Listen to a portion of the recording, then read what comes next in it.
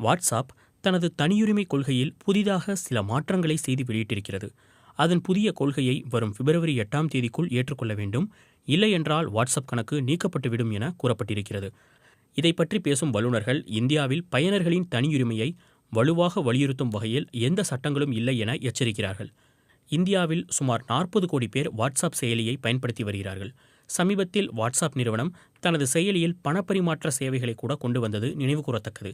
இந்தியாவில் தற்போது ஜனவரி 4ஆம் தேதி புதிதாக தனியுரிமை கொள்கையில் சில மாற்றங்களை செய்து வெளியிட்டுள்ளது வாட்ஸ்அப். இந்த புதிய தனியுரிமை கொள்கையில் கூறப்பட்டிருக்கும் முக்கிய விஷயங்கள் என்ன? ஃபேஸ்புக் குழும நிறுவனங்களுக்கு வாட்ஸ்அப் பயன்படுத்துவோரின் சில தரவுகளை கொடுப்பதை தெளிவாக சுட்டிக்காட்டுகிறது இந்த கொள்கை.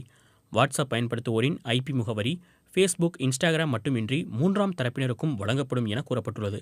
இனி வாட்ஸ்அப் ஒரு பயன்பாட்டாளரின் பேட்டரி சார்ஜ் அளவு, அவருக்கு கிடைக்கும் சிக்னல் அளவு, அவர்கள் பயன்படுத்தும் செயலியின் பதிப்பு, மொழி, நேர மண்டலம், செல்போன் எண், தொலைத்தொடர்பு சேவை வழங்கும் நிறுவனங்களின் பெயர் விவரம் போன்றவை சேகரிக்கப்படும் என்கிறது இந்த கொள்கை.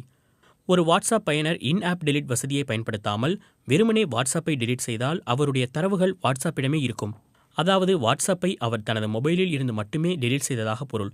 வாட்ஸ்அப் நிறுவனத்தின் தலைமையகம் மற்றும் டேட்டா சென்டர்கள் அமெரிக்காவில் இருப்பதால் தேவைப்பட்டால் இந்தியர்களின் தரவுகள் அமெரிக்காவுக்கும் பரிமாற்றம் செய்யப்படும். தேவைப்பட்டால் வாட்ஸ்அப் மற்றும் ஃபேஸ்புக் நிறுவனத்தின் அலுவலகங்கள் எங்கெல்லாம் இருக்குமோ அங்கெல்லாம் கூட தரவுகள் பரிமாற்றம் செய்து கொள்ளப்படும். ஒருவேளை வாட்ஸ்அப் வணிக கணக்கு வைத்திருக்கிறார்கள் என்றால் ஃபேஸ்புக்கை தாண்டி அவர்களது தரவுகள் இன்னும் அதிகம் பேருக்கு வணிக நோக்கில் பகிரப்படும்.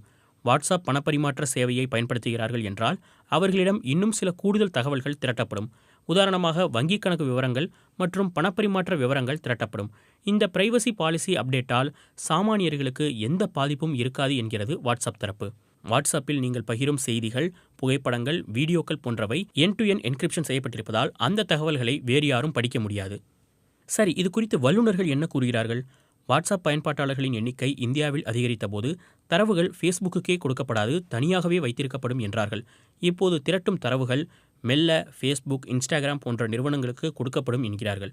பிறகு இது வணிக நோக்கங்களுக்காக மற்ற நிறுவனங்களுக்கும் கொடுக்கப்படலாம். ஒரு கட்டத்தில் வாட்ஸ்அப்பில் கூட விளம்பரம் வரும் சூழல் உருவாகும் என்கிறார் தொழில்நுட்பத்துறை நிபுணர் மற்றும் கணியம் அறக்கட்டளையைச் சேர்ந்த ஸ்ரீனிவாசன்.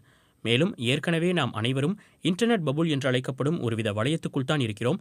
இந்த தரவுகள் வெளிப்படையாக திரட்டப்படுவதால் இனி இந்த வளையம் இன்னும் வலுவாகும்.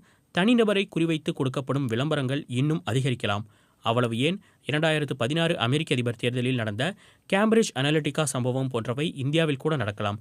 இதையெல்லாம் கட்டுப்படுத்த இந்தியாவில் தெளிவான தொழில்நுட்ப சட்டங்கள் மற்றும் தனியுரிமை சட்டங்கள் இல்லை. ஐரோப்பிய யூனியனில் GDPR என்கிற டேட்டா பிரைவசி சட்டங்கள் இருந்தாலும் அவை இன்னும் தெளிவடையாமல் உள்ளன. ஆக இந்தியாவில் இப்படிப்பட்ட பாதுகாப்பு சட்டங்கள் வர இன்னும் காலதாமதம் ஆகலாம். அதற்குள் வாட்ஸ்அப் போன்ற நிறுவனங்கள் இந்த வாய்ப்பை பயன்படுத்தி தங்களை வலுப்படுத்திக் கொள்ளும் என்கிறார் ஸ்ரீனிவாஸ். வாட்ஸ்அப் லா என்ற புத்தகத்தை எழுதியிருக்கும் தொழில்நுட்பத்துறை வல்லுநர் பவன் துக்கல் இது ஒரு விதிமீறல் என்கிறார்.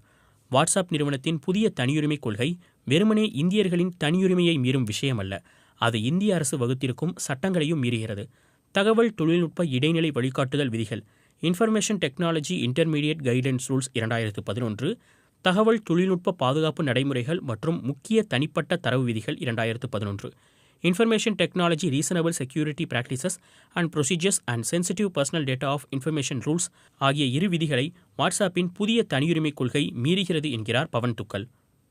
இந்தியா தனக்கு எத்தனை முக்கியமான பெரிய நாடு என்பதை வாட்ஸ்அப் அறியும். அதோடு சைபர் பாதுகாப்பு மற்றும் தனியுரிமை விவகாரங்கள் தொடர்பாக இந்தியாவில் பலமான சட்டங்கள் இல்லை என்பதையும் அவர்கள் அறிவார்கள் என்கிறார் பவன். தொழில்நுட்ப சட்டம் 2000 தான் இந்தியாவின் சைபர் பாதுகாப்பு மற்றும் தரவு பாதுகாப்பு, தனியுரிமை போன்ற விஷயங்களை கொஞ்சம் கண்காணிக்கிறது. ஆனால் அதுவும் வாட்ஸ்அப் போன்ற பெரிய நிறுவனங்களுக்கு எதிராக அத்தனை பலமாக இல்லை என்கிறார் பவன். கடந்த 2017ஆம் ஆண்டு முன்னாள் நீதிபதி புட்டஸ்வாமி வழக்கில் தனியுரிமை என்பது ஒவ்வொரு இந்தியனின் அடிப்படை உரிமை என தீர்ப்பு வழங்கியது உச்சநீதிமன்றம். அதோடு தனியுரிமையை அரசமைப்புச் சட்டத்தின் 21வது பிரிவுடன் இணைத்தது உச்சநீதிமன்றம். இந்தியா